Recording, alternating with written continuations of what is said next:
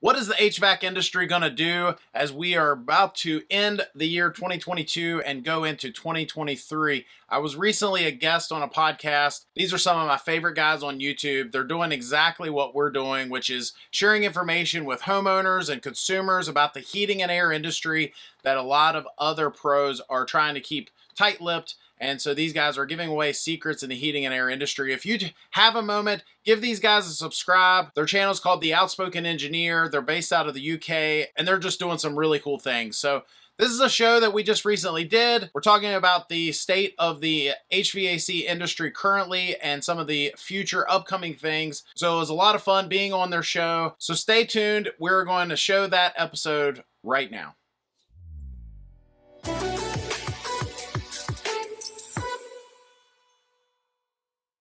We're live, We Josh. are live. Outspoken Engineer with Josh. HVAC Homeowners Guide. Josh, how are you? I'm good. How are you doing? Very well, thank you. Very well. What's the weather like in the States, or whereabouts you are in Virginia? It's cold. It's colder than usual. Okay. Bitter cold. How cold's cold? How cold's cold? We have some temperatures coming up here, getting close to Christmas. We're gonna have some nights that are down in the teens Fahrenheit. I don't know what that is Celsius, but it's gonna be cold. It sounds cold. So we've just had a hot, really cold week here in the UK. They've called it the Beast from the East, where we've dropped to sort of minus 10 centigrade, which is probably something like minus. Yeah, it's not abnormal for the UK, but it's warmed up this week. Yeah, it's like 11 degrees today. It's 11 degrees today, but It feels warm. But what's happened is, Josh, is that poor maintenance that hasn't been done, and also the cost of energy. People are a bit panicking this week. Yeah, It's really it's real taken off for us with talking about defrost and that side of things. we have a joke every holiday that whether it's Thanksgiving or Christmas, there's always those folks that just kind of, you haven't heard from them in a couple of years, and then they slip right in there and they need it done right before the holiday every year. Okay. What do they come at you with? Hey, I don't have heat, or I don't, AC if it's, but 4th of July for us, any of our holidays, they'll always, it seems like that last week right before the holiday, they, hey, we need this. I've got family coming in. We need this done by the holiday. And, I don't know how you guys are, but, we try to prioritize things. If you get swamped with work, you gotta prioritize. You gotta take care of the folks that have been taking care of you. So, for sure.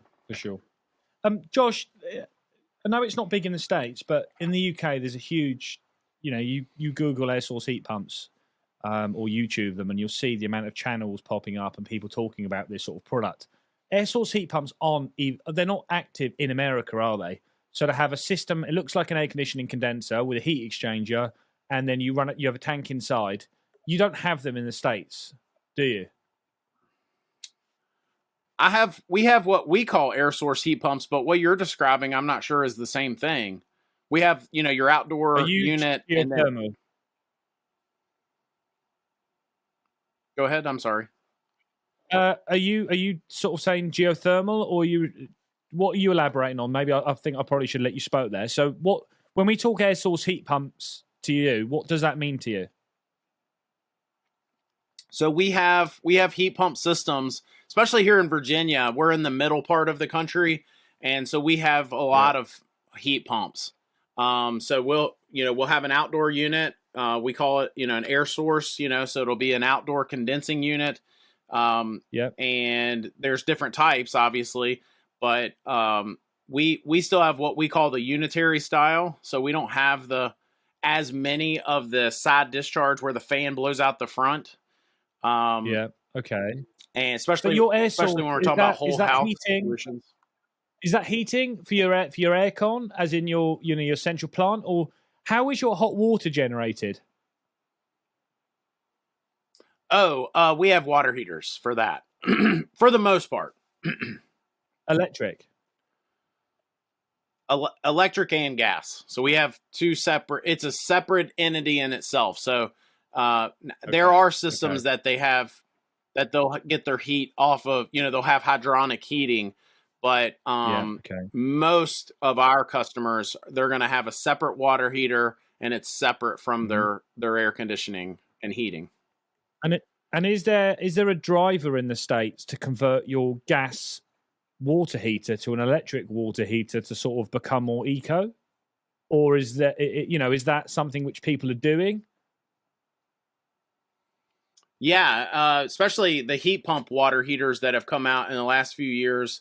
That's new to us as far as, I don't remember heat pump water heaters being a thing when I started in this industry, but now they're more of a thing. And we have certain states that are more aggressive than others at catching up with you guys. So we do have states that are starting to ban, fossil fuels of all kinds of appliances. They're doing away with furnaces. They're doing away with water heaters. Okay. Well, we recently did a video which we're going to follow up with to make it even more clearer, and that's where, you know how much air conditioning and HVAC units cost, but these units, these air source heat pumps, they're super efficient. You sort of get, efficiency ratings of sort of 400 to 600%. But we've sort of done the math, and the cost to install and the cost to replace, you're so much better off having an electrical water heater because of the cost is a fifth of the price. And a lot of people are having these fitted in their properties, and I think they're going to be in for a bit of a shock when they come to replace them. I don't know if you have, you might have a bit of more experience on this sort of topic, because in the States, aircon has been, it's been prolific in most properties, right? So would it put a homeowner off buying a property if the air conditioning unit is a certain type or a certain brand or a certain age? Or is that never really a problem? People just expect the costs to be quite high. I think that people expect for it to be an investment. For most of our customers, their heating and air system is going to be the third largest investment that they make in their lifetime. Behind buying a home, buying a car. They've gotten to where their heating and air systems are quite an investment. I think that recently, in the last 5 years, especially in the last 2 years, it's become more of an investment more than ever. The way prices have jumped with inflation, but also with the new ratings, the new efficiency ratings that we now have that are kicking in about 2 weeks. But it's compounding. We're having new refrigerants being introduced to our country. They've banned 410A, so we're behind you guys. We get to watch you show us what the future looks like. They banned 410A, or they're phasing it out? They're phasing it out, but they're speeding things up. So I just did a video. It hasn't gone live yet, but it's going to be going live in the next week or two. But they have now sped it up nationally, that they're saying by this date, no more 410A refrigerant systems. What is that date, Josh? If I remember correctly, for residential, it's going to be January 1st, 2025, I think. So just 2 years from now. And the ban a new installation, right? So for us, they've had the phase. Yeah, it's gonna cover all new equipment, and for us, up to this point, we have not had a specific date. So they've been announcing all these things. They had the AIM Act get passed a couple years ago, and of course, there was I might not pronounce this correctly, but the Kigali Agreement, that was a worldwide agreement from all these different nations. And so we've had all these things happening. We've known all these things are coming, but this is the first time that here in the U.S. we have an actual date where someone has said, this is it. And it has not been passed yet, but it will be. I mean, I'm fairly certain of that. Usually when the EPA comes out with something in our country, they don't really have to answer to anybody. They just kind of do what they want. So it'll get passed, I'm sure. And 410A, are you replacing it with R32? Great question. We don't know. Some yes, some no. So it's a big topic right now because some manufacturers are fighting over this right now. So we do know, from what I can tell, and again, this may not be accurate if somebody watches this in the future, but right now, Daikin has said that they're going to be R32. You know, there's no compromise. From what I can tell, they're not compromising. And then we have companies like Kier. Yeah, sorry, Josh. I was just going to sort of butt in and say R32, Daikin have got a large part with R32. So they actually created the refrigerant a few years ago and they sold the patent. But it's big in Australia. Daikin is all R32. UK and Europe is all R32. So the Daikin trend will probably follow to the States. What other brands are you were just about to say about another brand with another fridge type? So I don't know what I'm allowed to share because I have had some kind of behind closed door conversations with things that were said that I might not have, that I probably wasn't supposed to hear. Maybe, I don't know. But I can say that a large amount of other brands like Carrier especially, are going more towards refrigerant called 454B, and it has a lower GWP, and it's a blend, I believe, and they that's where they're going with it. So I think I don't know the official politics, and I might be wrong in this, but Honeywell, I think, maybe part of the same group as Carrier. And I think Honeywell created R454B, and I think that might be their reason behind it. They're using their own gas. The only time we've come across R45B is a lot of chillers. Chillers now are either 1234ZE, R454B, or R32. Touching on R32, really, really, really important question for you here is it flammable in the United States? So they are classifying it as what they call mildly flammable refrigerant. They're saying that certain conditions have to be met, and they're classifying it as what they call an A2L refrigerant. That's it. Same as here. Okay. And what does that mean for yourselves? Does that mean you have to have a spark-free vacuum pump? Does it mean you have to have a fire label on the condenser and the indoor unit? What does that mean for you guys? Oh, that's a good question. I don't know the answer to that yet. I'm sure every state will be different. Okay. Have you got any flammable refrigerants at the moment? Have you got R600A where you are, Josh, which is the propane that are in fridges? Do you have R600A in the States? We have them in some recreational vehicles, but I've never seen it used in residential other than an actual furnace, something that's burning the fuel. But as far as the refrigerators and refrigeration goes, I've only seen it in recreational vehicles. Okay. So if I was to say, Josh, I've got a crystal ball here. When you have R32 in the States, this is what's going to happen, and this is what happened in the UK. The cost of R410A is going to go through the roof for you. So in the UK, it was about £110. So let's call it $150 for 10 kilos. When they initially banned it, the cost went up from let's call it $150 to $800 within a week. And people were basically selling it on eBay. It went berserk. It's actually now come back down to the original price of $150, but they exploited it so much with all the talk that it went berserk, where people were selling it on eBay. People were reclaiming old VRVs or old furnaces and selling the gas on eBay and making an absolute fortune. Your vacuum pumps have to be A2L approved, they're just basically sparkless. Every single outdoor and indoor unit has to have a sticker. And I think there's a few other methods with handling it because of it being an A2L. The concerning thing is R32 refrigerant isn't flammable in Japan. It's only flammable in Europe. And this has always been the big thing. You would speak to a manufacturer about this and they would just scratch their heads and be like, yeah, I can't tell you this, but I don't think it's flammable. And I'm like, let me get a lighter out and try it. it's it's very odd. It's very odd, but it'll be good for you guys in the States because it'll keep you all busy. You'll all need to be retrained, and people will have more new systems installed. So there's a great big positive to that.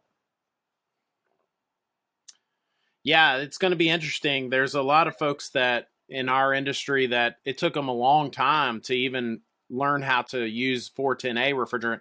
We used R22 when I started out, and it was a very forgiving refrigerant. The guy that I learned under would just kind of dial in his needles on his gauges and just kind of grab the line, and that, you know, it was what he called beer can cold and move on. But we learned real quick with 410, you can't do that. You know, you've got to take proper measurements and, you know, do your subcool, superheat, all those things that, you know, a lot of these guys just don't want to get on board with. So it'll be interesting. I love change. I love new technologies as long as it's advantageous to the consumer, as long as it's good for the customer or the planet, right?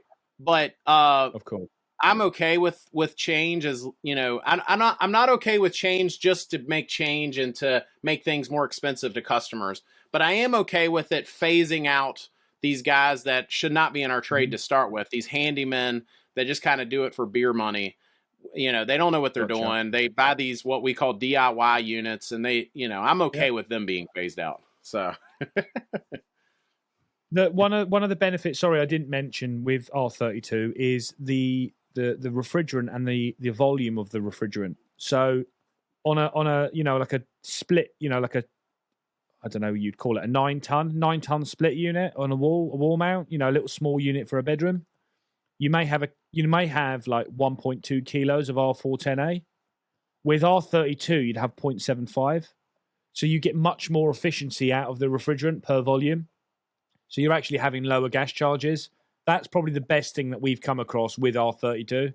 That's great. Yeah, it's, you know, that's what you might have in the States. In the UK, there's been talk of banning R32 in the next 12 to 24 months and bringing and using CO2 or something even different, you know. So the future's a bit, you know, the future's a bit, well, call it bright or call it, you know, something's going to change massively for us, and R32 might not be here to stay. I believe R32. Did you ever get R407C in the States? I believe that's a drop in refrigerant use for R22. I believe I could be wrong on that. It's so what happened? Yeah, that's exactly it. So it's a blend. It's a 3-stage blend. In the UK, we banned R22 in the late 90s, like 98, 99. They brought out R407C, introduced that to a lot of aircon systems, realized how bad it was, or, you know, it wasn't here to stay, and then they brought out 410A. I think R32 is another 407C, personally. I think it will be gone in a few years. And they'll bring something. I think it's a nice stopgap gas, you know? I'm already right there with you. The fact that they're monitoring GWP so close, and the new law that is going to be going into effect with us starting in 2025, or at least that's when the EPA says it's going to be passed, or it's going to go into effect. And that is when 410A actually is phased out and we go to these other refrigerants. They've already said that the refrigerant used has to be below 700 GWP. Well, you know, now we're right there at R32 then, you know, so it's not going to take much for them to now say, okay, now, you know, now we're going to go down to 300 or 0, you know, it's coming. Yeah. And I think you're right. We're just going to be a few years behind you guys. Okay. I just want to throw a scenario at you. If I was in the States, and I'll give you the exact, in my opinion, the answer in the UK. You know, say you're on the verge of retirement and you want the cheapest running, cheapest installing heating system in your house. So let's call it a 2-bedroom house, reasonably sized, you know, under 1,000 square foot. You want heating and you want hot water. You want cheap bills, you know, or low or reasonable bills, but you want a low cost installation. What would you suggest? Air conditioning, electric, air source? You know, what would your preferred solution be? Well, if we're only talking about cheap, you know, I'm a big proponent of not just cheap, but reliability. You know, want something that's gonna, you know, not only be cheap today, but cheap in the long run. Looking back 15 years, was this a good decision 15 years ago sort of decision? That said, here in the States, probably the big three when it comes to inverter systems are going to probably be Daikin, Mitsubishi, and Fujitsu. And I would probably, if I were building a home that small, I'm going to be installing one of their products in my house. And, you know, I'm probably going to be looking at what, you know, it just depends on the house, depends on the floor plan. But, you know, a lot of these inverter systems here, you're going to get a good warranty. You're going to get a great system, you know, efficient. And, you know, heat pumps have come a long way. You know, 2 decades ago, they were pretty useless below 30 degrees Fahrenheit. But these days, you know, some of these guys are working well below freezing temperatures and saving folks money. So how about you? And then, well, before I answer, the cost difference in the States between them three products, what is the difference in cost? In the UK, Fujitsu is a lot low cost than the other two, Daikin and Mitsi. But how is the pricing in the States? I mean, I don't want to say anything that's inaccurate, you know, but I would say that across the board, Mitsubishi's probably going to be a little more expensive, but you get what you pay for. If you ever need a part, Mitsubishi's going to Mitsubishi and Daikin are pretty good about having parts availability in comparison to, you know, I always tell folks here, I don't know how it is there, but here it's the big three and then there's everyone else. So it's Daikin, Mitsubishi, Fujitsu, and then that's everyone else. I don't, you know, I have these guys that are just in love, and I'm not going to mention any names, but some of these Chinese brands, and they want to pretend that they're just as good, and they're just not. They're just, now if you're talking about, do they blow cold air on a hot day? Well, yeah, if that's our what the brand, the metric that we're going to use, well then fine. But if we're talking about performance, reliability, parts availability, support, you know, fill in blank across the board, it's the big three and then it's everyone else. Don't tell me that they're just as good, because we wouldn't be having this conversation if they were. For sure. You got me started. No, 100%. So one thing which we've had recently with this cold weather is this defrost, where defrost has been a massive issue.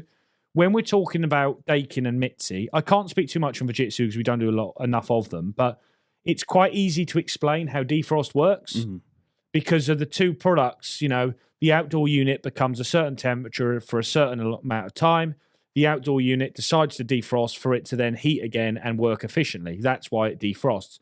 When you're talking about Chinese products, sometimes they defrost on time, so they'll run for an hour and defrost. But at the end of the hour, it could be completely frozen and there's no efficiency. And also it'll defrost, you know, when it likes. And it's very difficult to explain to the client why it's defrosting the way it is with a Chinese product. But yeah, the Chinese products in the UK, some of them, one of the brands, I'm not going to mention it, but it is getting better. Well, Midea is getting better as a product, but they're actually no longer any more low cost than the Japanese. I don't know if you've got this in the States. So a basic budget split system, Midea or Mitsubishi Electric, Mitsubishi Electric have actually brought out a lower cost product to rival them, and the cost is almost identical. I don't know if you're the same with pricing out there.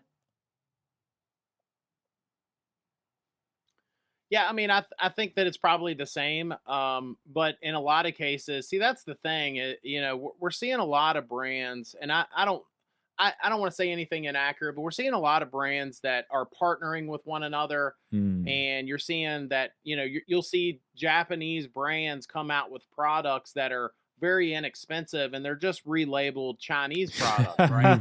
But okay. I mean that's the truth of the matter. I mean, you're right. Hide it. They'll say, you know, this brand is partnering with this brand, and you're like, well, partnering on what? What are you guys doing? For sure. So that stopped. So Daikin had a product a few years ago in the UK like that. It was a Siesta range, and it was a completely different product, and it was, in my opinion, it was junk. It was cheap and it was nasty and it was junk. And it would last for 5 years, and you'd put it in the bin, and someone would say, I've got a Dakin unit.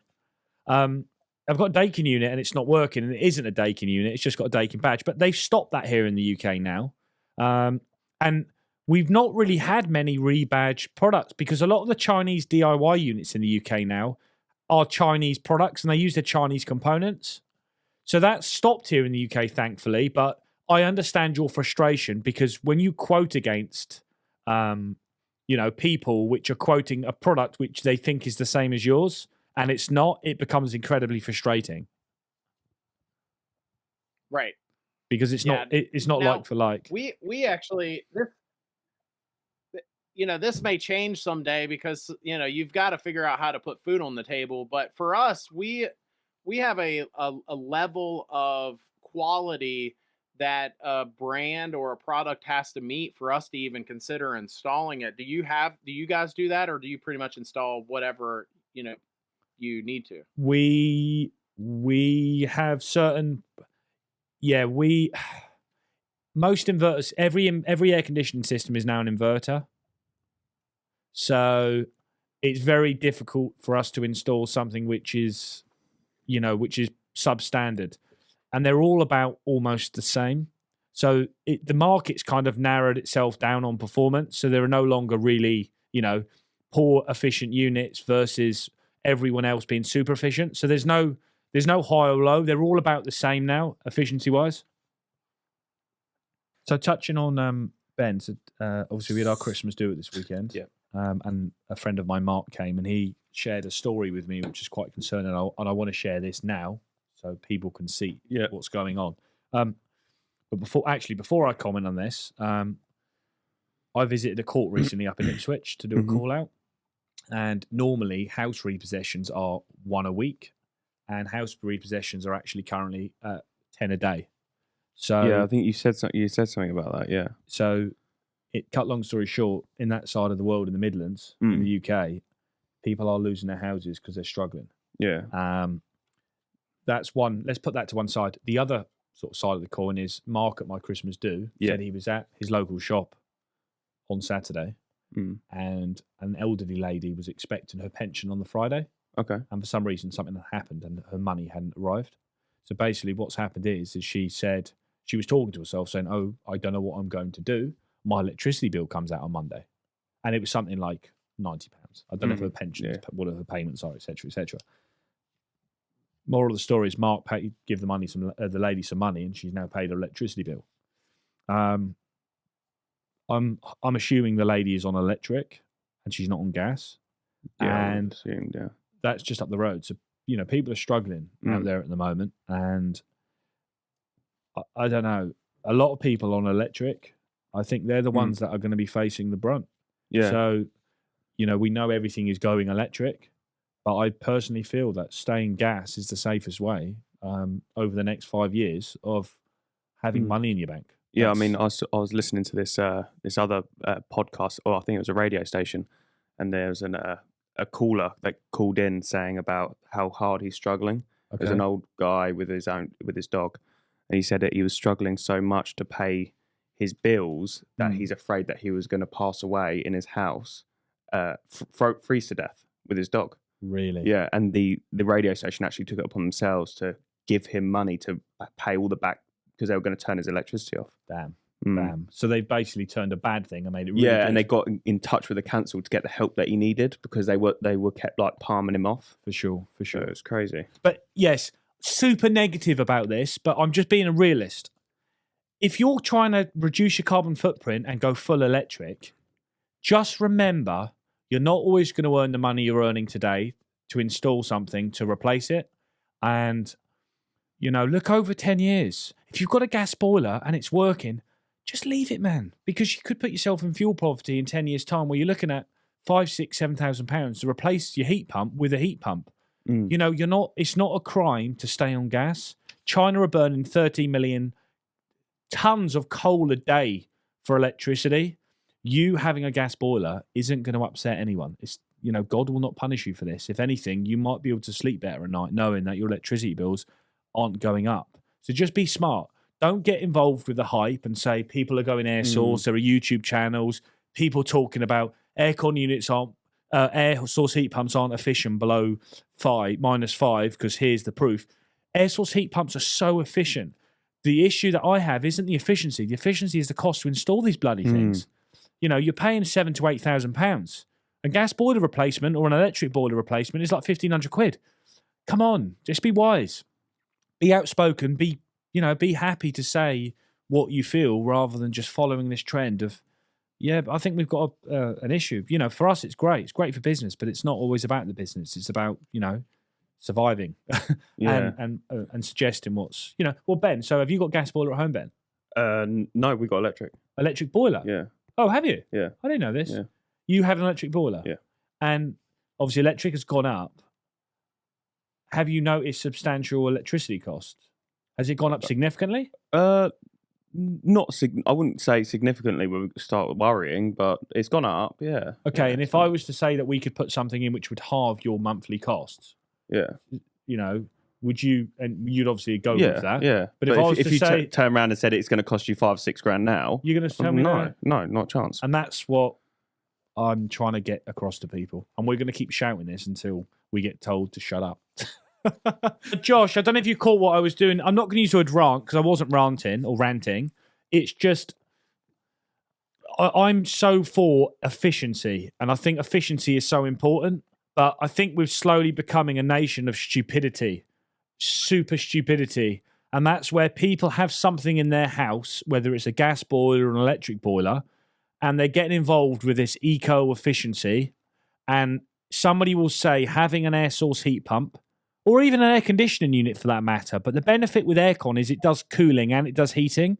And that's completely different because it's a luxury. But people are willing to cut their energy bills in half by having this installed, but paying £8,000 at the same time.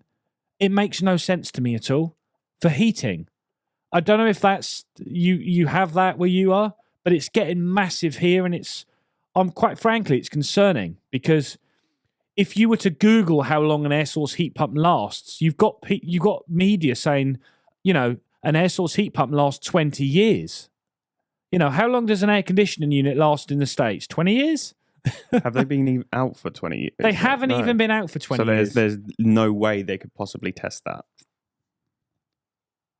And you speak to people and they say, this system is maintenance free, or I've got a really good warranty on it and it will last me for, 15, 20 years. But Josh, that the maintenance costs of an air conditioning system is more than a boiler, and the cost replacement for parts, and then the cost to replace the unit. But this is only to heat and hot water. So it's like, I don't know, we're being misled massively in the UK, massively with this. And I'm probably going to get told to be quiet eventually by someone about it. But at the moment, we're going to keep shouting. Yeah, sometimes you have to ask when certain people say things, who's paying them to say that, or what's their motivation behind saying the things they're saying. We have a lot of that in the States as well. And in fact, there are government incentives and money that they will give homeowners to make decisions sometimes. And sometimes I feel like they need to take a step back and understand what they're being told. I'll give you a good example. I have no desire to be political when it comes to my YouTube stuff because, people are just, way too close-minded these days. But that's a whole nother topic. Yeah. But I think it's interesting that we have one side in our country that used to push for things like natural gas and these clean burning fuels, and that same side, if you will, in our country has now flip-flopped and is now saying that, they want full electric everything and to not burn fuels at all. And I don't really care. I mean, if they can have whatever opinion they want to have, but if you're listening to this, it makes you wonder, okay, who was paying who for all those years that you were pushing natural gas, and who's paying who now? Yes, and of course they use these ideal reasons, these these pedestal, Yeah. I want things to be this way, so that's why I feel the way I feel, and they play on people's hearts with that stuff. When in reality, it's all money. It's somebody's paying Hmm. somebody to push an agenda. The And the concerning thing is, it's Josh, the concern with this, and again, it's not politics. It's because we're dealing with people's lives and their houses. In 10 years' time, where we have properties with all electric and the cost to replace is so high, I fear people are gonna they're gonna basically be paying mortgages and paying for energy and replacing. They're not going to be able to say my gas boiler works or my diesel boiler works. They're going to say, well, I need to put this money aside this year because I need to replace my HVAC system. Which is such a complicated system. The engineering and the engineers, or the techs, as you have in the States, technicians, they're on a lot more money because it's more sophisticated. And then it really is going and then it could even inflate even more, that your house may not even be able to have a mortgage on it if it doesn't have this electrical equipment inside the house. It's interesting. It really is interesting, but we'll find out surely over the next few years. So, Josh, want to touch on basically what you think for next year? Really, that's why I think we want to get this on. We're near the end of 2022. I think if you went to the beginning of the year and to the end of the year, it's a bit like us. We've just gone, this has been crazy. This year has been, I'm tired. It's the first year at the end of the year.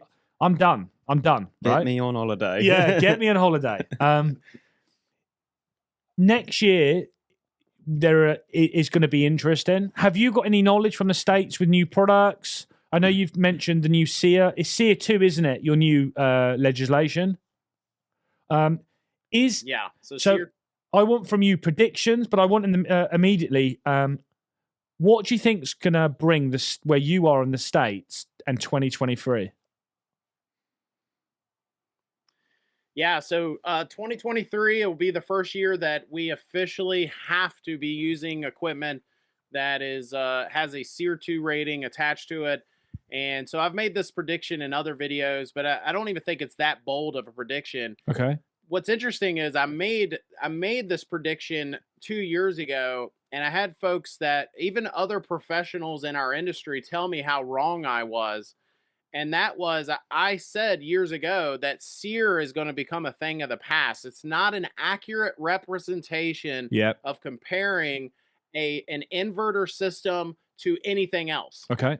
When you have an inverter variable, flow system that is super efficient, you can attach a 17 SEER rating to it, and folks will think, well, this single stage system or multi-stage, two-stage system that's also 17 or even 18, a little higher, is better or just as good, and it's just simply not true. So I made that prediction years ago, and I'll just say that SEER 2 will eventually become a thing of the past too. It's not a good, accurate representation of being able to compare systems. It's like saying that, I'm going to compare gas mileage on these two cars, but yet one of the cars runs on electric most of the time. For sure.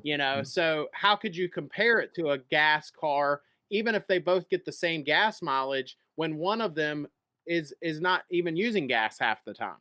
Gotcha. So I think that SEER 2 will eventually become a thing of the past. I don't think that'll be in the next year, but I'm with you. I've been in this industry for a couple decades now, and I have never seen it like this. I've never made a YouTube video and then months later it's outdated, that it's no longer accurate because now we have new legislation being passed. Yeah, for sure. 2023 is going to be a year that things are going to drastically change. Here in the States, we're going to see products that have never been introduced. We're going to have brands that folks have never even heard. They're going to become household names, and of course the technology and such. So with the SEER 2 ratings, and then we've already touched on refrigerant, over the next 12 to 18 months, again, a video I make today won't even be accurate anymore because of all the new things that could come out. Gotcha. Okay, well, you've got, I think, a lot of the UK and European sort of element to the industry, which is going to start being implemented to yourself over in the States. And I think it is all quite positive in terms of the changes, but the industry will change massively for you because you are all going to have to be retrained, because things are drastically different. For us in the UK next year, my prediction is, in terms of the products, I've been a bit pessimistic for a while now. I believe the air conditioning and refrigeration industry is hitting a plateau.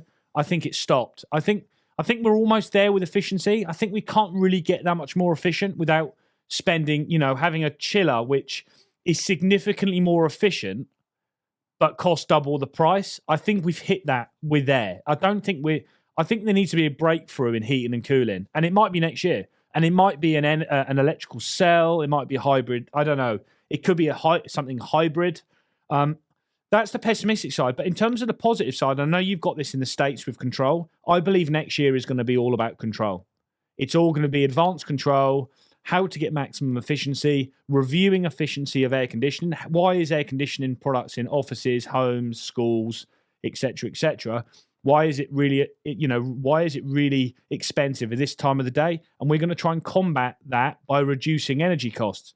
An example of this is certain supermarkets that we deal with, which I won't mention on the camera, is they have every controller has to be restricted to 19 degrees centigrade to 23 degrees centigrade.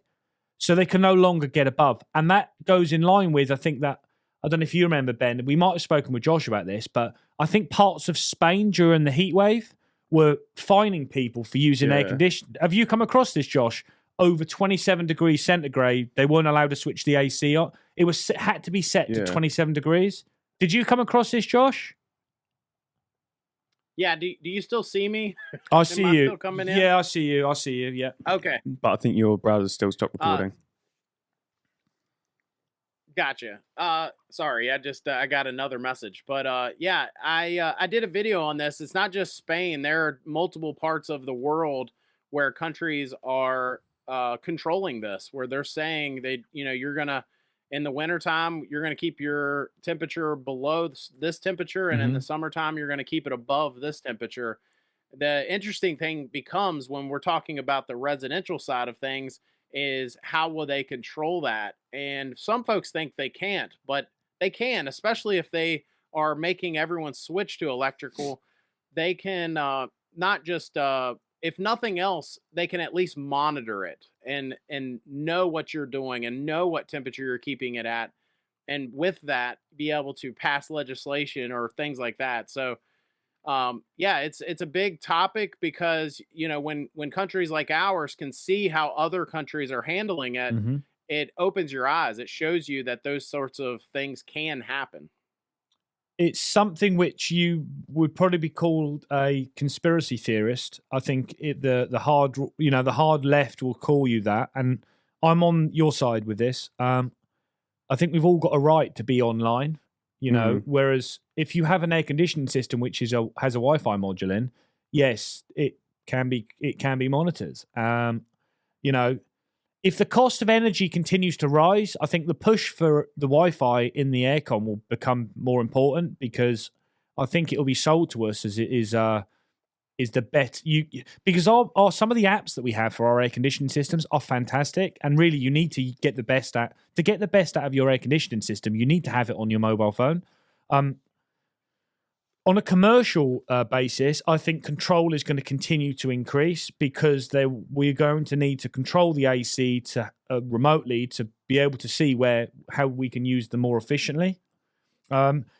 Last year, Josh, and we've had it this year a bit as well, where with COVID and air purification, we've had quite a few air conditioning systems with purification. So last year and this year, air purification has been quite big, including it into air conditioning systems. I believe that's going to die off next year. I don't know if that's been big for you this year in the States. Yeah, I mean, we've had indoor air quality stuff being pushed, especially in the heating and air industry, at the residential level for years now. So COVID just helped with that, or pushed that more. Okay. Where you saw, hospitals and schools and places like that pushing for more types of products to clean the air, but I don't think that that's going to change on as far as the when you're talking about a residential heating and air service tech going into someone's home and offering solutions. I think here, at least here, those solutions will continue to grow. I think that it's not going to go away. Gotcha. Well, I think that'll be added to the feathers in the hat of options.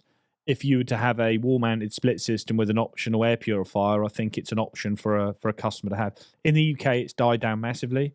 So a lot of the systems that have the air purification, quite often they don't even have it switched on because they don't really need it, but they're just built in anyway. So was that the main selling point then? Because obviously I weren't here during COVID. Was air purification like a big part of it? Because I always thought, my friends and things, they started working from home, so they didn't have access to the cool coffee shops and stuff when they're out, and it hit that massive summer over lockdown where you had to stay indoors. It was a great sell. It was an easy sell. COVID, viruses. Our air conditioning unit kills viruses. That was one. And also, you know what? When it's make hay while the sun is shining, right? I don't know if you know that. Is that a saying in the States? Yeah. Yeah, there's never waste a crisis. So, people said, here's a purifier, it'll cost double the price. Do you want it? And people were shouting for it. But, an air purifier will never make you healthy. Just remember that. Just remember that. But that's kind of, that's not as big as it was. Maybe it'll become, slightly big. You've got the likes of Panasonic big in the States, Josh? I wouldn't say big. We can get them, but they have very small market share compared to others. Okay, so Panasonic in the UK is quite a small market share. It's a rising brand though. They've got a system called Nano X, and it's a generator built into each air conditioning system, which is a purifier. It's record-breaking technology, and it's very good. It does reduce, pollutants, and it removes smells. But they've also put this into cars. So any Land Rover Jaguar that you buy as of 2023 has this Panasonic product in it. So, it's something which may be big in the States. I don't know. It's okay here in the UK. The problem that we found with it is it makes the product more expensive. So it's a medium brand product which is now the cost of a higher end product. So unless you want the Nano X system, you'll end up pricing Panasonic at the market because you compared them against the Daikin and people want the Daikin because of the brand, and it's the same price. So that's I don't know.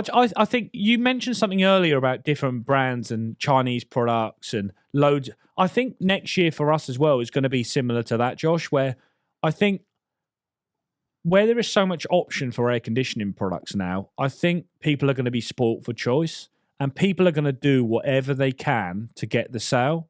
So it's, there are different strategies for the brands next year. Some of them are going through distributors. Some of them are selling direct. But as the Japanese say, all they're doing is selling boxes. So they're going to do whatever they can to sell them boxes. And if the recession does hit like it's supposed to hit, which I believe it will hit, people are going to sell boxes any way they possibly can. So I think it might be worth us setting up eBay stores and selling these products because I think it will resort to that. We've not lived through a recession where people can't afford anything, but secondhand air conditioning products we would never dream of installing. I think we might get there eventually. Will it be next year? I don't know. But we're busy. I don't know about you, Josh, but we're booked up. We're booked next year. Our first couple of months, we're very busy. People are still spending. Is that a trend that you have in the States? Yeah, I mean, we're I don't know. I can't say that we're booked for months. We do mostly service, but I think that as far as I loved what you just said, because I think if someone were to catch this video, and I just want to throw this out there, if somebody catches our video, and I know we've talked about a lot of doom and gloom and a lot of horrible situations or whatever, however folks want to look at it. I think what this ultimately boils down to is for someone that, whether they live in the UK or in the US, if they're in the market for a heating and air system and they catch this video, there are going to be options in the future that we currently don't have. And so we're talking about a lot of doom and gloom stuff, but it's not all doom and gloom. There's going to be ways. There's going to be things, again, there's going to be technologies that you've never heard of, and even brands. And because of that, you've already mentioned some of the brands that are already household names coming up with other solutions, offering less expensive options and things like that. So it's not just, there's a lot of craziness. There's a lot of, what you could probably say is doom and gloom, but there's going to be a lot of options out there that, folks are going to be able to consider when they never would have considered it before, because of, newer technologies or newer options and things like that. The biggest, doom and gloom is actually when we discuss doom and gloom, the biggest positive that comes out of this is we're ready and we're knowing where things may go, and it's better to be proactive than reactive. It's better to service your HVAC system than wait for it to break. And I think it's an engine. I think if you're an engineer, I think you mentally or you strategically just do it. It's just being a bit real. But doom and gloom is so important because you kind of you just see things a little bit differently, rather than, yes, we're really busy. It's really busy, aircon, people are still having it and not really understanding what's happening. Because, if a new product comes out next year and we're expecting it, we kind of know where it leads next. Or if you have an air conditioning system with an air purifier, you now know, or you now need to show your tech guys how to switch it on, or you need to explain to the client how it works. Because I don't know about you, Josh, but a lot of our customers now are doing a lot of YouTubing and Googling, and they actually know as much as I do on certain products. And it's not frustrating. It's actually brilliant, because it's a breath of fresh air for people to want, to get this. And again, it goes back to the whirlwind year, and it's going to go into next year where we need to be on top of our game. We need to know more than anyone, and we need to understand what's happening and why. Otherwise, we get left behind, and we're going to be caught, as Warren Buffett says, swimming naked. Somebody will suggest a product, you'll go, I've never heard of it. And then automatically you're disqualified from the quoting procedure, or whatever way you quote for the work. And you'll be learning reactively rather than proactively. Yeah, if you're not following along, if you are in the market for a heating and air system, you should be following Jacob. You should be following us. There's going to be products that hit the market that we're both going to be sharing over the next year or two that it's going to change the industry. This is not me just being crazy and predicting things that I've already heard about it. I'm not allowed to share a few of the things, but I've had closed door conversations on things that I'm like, can I share that? And they're like, no, you can't. Daikin's coming out with a new thermostat that launches. Well, it's already launched. You can buy it, but you won't be able to hold it in your hands until next month. And I knew about that thermostat over a year ago. What's it called? It's the Daikin One Touch. So it's like the Daikin One, but it doesn't have the little spinny dial anymore. It's all touchscreen. Okay. And so I heard about that thermostat a year ago, but I wasn't allowed to talk about it yet. Okay. But there's stuff coming that folks that I'm telling you, it's not all doom and gloom. There's some stuff coming that they're gonna be able to have other options and consider things that are more efficient for their home, and maybe not spend quite so much money because they just keep seeing prices go up. For sure. But it's not all doom and gloom. I'm gonna give you and people watching. I think this is my take on a lot of things. It's not the economy in general, but in regards to HVAC and air conditioning, Mitsubishi Electric in the UK, Daikin in the UK, they've had a record year. I don't know if it's the same in the States, but they've sold. They've done really well. Yep. I know you've done podcasts on this, Josh, about, and I'm just going to touch on this, and we can probably put a link below once we finish recording, but you've done a podcast on where are all the HVAC tech's going, which was really interesting. Watch that one. Okay. And this leads on to, I've spoken to Daikin about this last week, and our rep, I think he listened and I think he understood this, but I can see this happening next year, Josh. And it's doom and gloom, but it's a scenario, and it can really help shape your business, or it can help shape Daikin or Mitzi if they want to look at it this way. you might be able to produce the products, but if you haven't got the team to deliver the products to the people, and that's if you're a distributor or the manufacturer itself, you've then got too much product to sell to your HVAC companies, and they don't have the people to do the work, but they can't charge that much more because of the cost will hit a ceiling. They can't get the HVAC techs, and also they're not willing to train up the HVAC techs, which take about 2 to 3 years, by the way, to train, to do some work. You then have a problem where the industry stops, or your industry could stop. It's not just HVAC. And then you have materials which you can't get hold of, or parts you can't get hold of because nobody wants to make aircon components anymore, or nobody wants to be involved with aircon anymore because it's no fun. There's not enough time on the computer making it.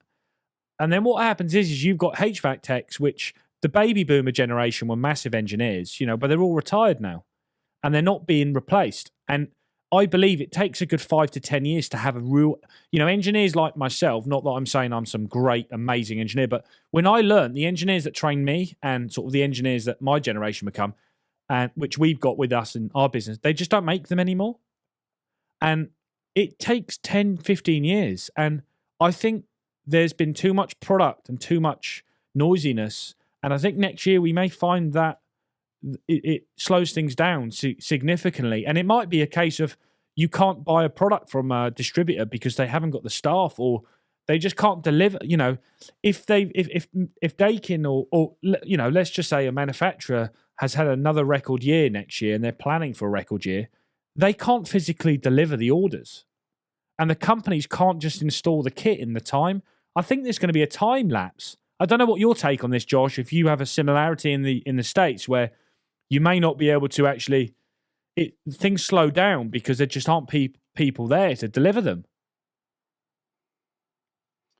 Yeah, I think you hit the nail on the head, especially with the baby boomer generation. And I think that there is going to, it could go one of two ways. It could continue to be magnified as we go on, or you're going to see companies do a pivot and they're going to offer, more DIY products. You're going to see more, you're going to see less complications, right? They're going to have to come up with ways where today, if I have a system down, I've got to diagnose one of, 30 different parts that could be causing this issue, where instead, because no one can work on them, then maybe these companies will come up with ways where you just swap out the entire unit because the problem has at least been isolated to the outdoor unit or whatever the case is. I think you're 100% right.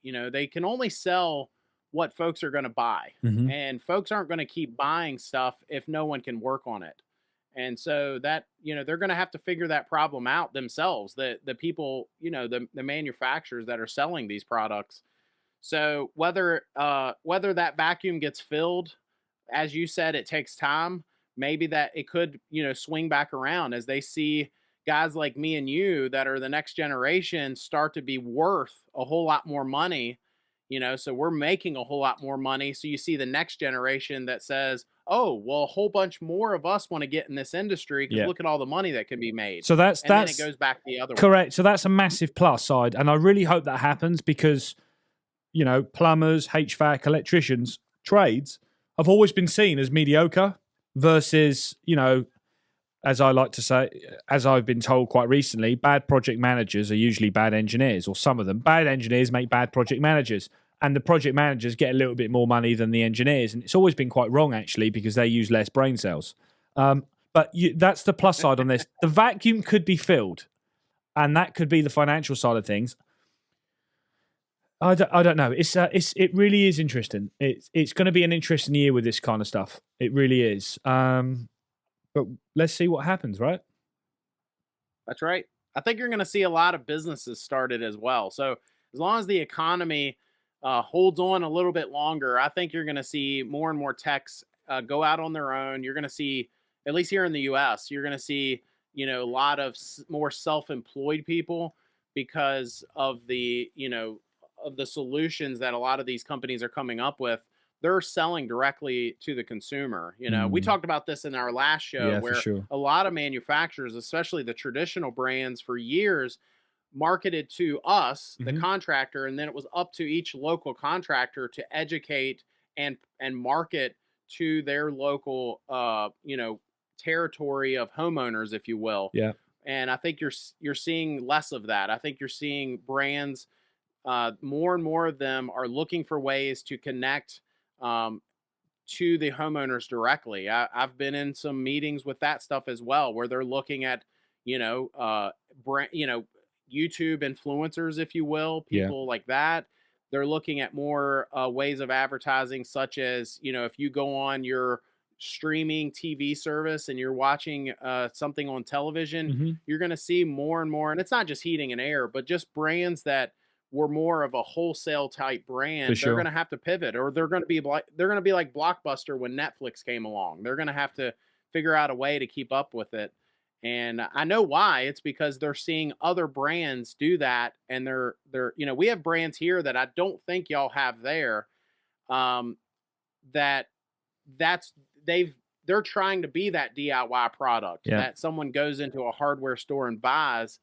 And it's not, it is what it is, but you're going to see all these traditional brands get with it as well. They're going to pivot to that, I think. It's the shopping list sort of way of buying things.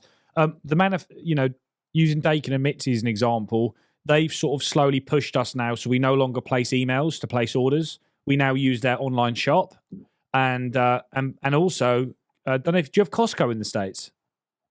Yes. So Costco actually sell Dakin products. So yeah, you're spot on with that. But you know what, Josh? If you haven't got the people to install it, or the costs as much without the warranty, sometimes, you know what? It's not necessarily a bad thing, because it's what I call fit and forget. You fit it, and then you no longer speak to them again because it's not your problem. Touching on 2023, actually, we're talking about and the baby boomer generation. HVAC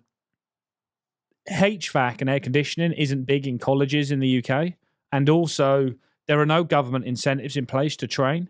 I think if there was a government incentive for air conditioning and heat pump businesses to train staff, or an incentive for youngsters to get into our trade, I think that's something which would make it much more attractive. Again, thinking 2 to 5 years time, it really is. Yeah, 2023 is going to be massive. Like it's probably going to be 2023 is going to lead the way, in my opinion, for 2024 to 2030. I think whatever happens next year is what's going to, and you've mentioned the phase out of 410A in the States. Whatever happens next year, in my opinion, will lead the way for the rest of for the next 5 years.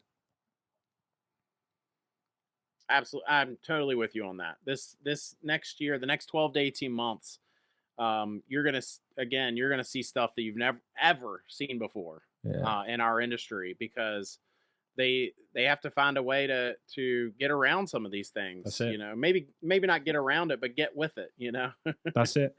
So wonderful. Well, it's been great to see you, Josh. Merry Christmas. Happy New Year. And this is us for the rest of the year now. That's Back it. in the new year. A lot more things in the pipeline. So I really hope you. I really hope everything goes well with you, and you keep doing your thing. You too. I it's nice to see you guys. I feel like there are a lot of different YouTube channels out there that are doing other things. They're either, they're fixing an air conditioner and they've got a camera along, or they have other motivations to be doing what they're doing, other goals in mind. Whereas I feel like you guys are doing almost exactly what we're trying to do, which is share information to consumers and to homeowners making a tough decision, and giving them the information that no one else is giving them, and so I appreciate what you guys are doing. Josh, there's nothing, being wrong is amazing, and I think as engineers and as people that dealing with products every single day, we all have conversations over trade desks or with manufacturers or with homeowners, and I think it's our duty to exploit that conversation and to open it up. And I think to have feedback from which is going to be next for us. We want the manufacturers to answer the questions and actually throw it at us and say, well, we do this because of this. And I think it will change our thought in the UK and the States, because it's not always a sales pitch. These sales reps are also people, and they also have agendas, and they also have their concerns. And I think, for us next year, we really want to get the manufacturers involved, because it'll help boost their products, but not just help boost their products. It'll help homeowners understand the way things are done. And I think that's what we're missing, and we'll be definitely getting you involved. It could be like a manufacturer edition, UK versus the States. We need to get them in a hot seat where they sit in between us and we get them, right? We just drill them with questions. Of course, but we would then be walking a fine line of, our prices start to rise, and things like that. Let's not deal with that. Let's not deal with that guy. No, good to see you, Josh. You take care of yourself. You too. Take care. All the best. Thank you.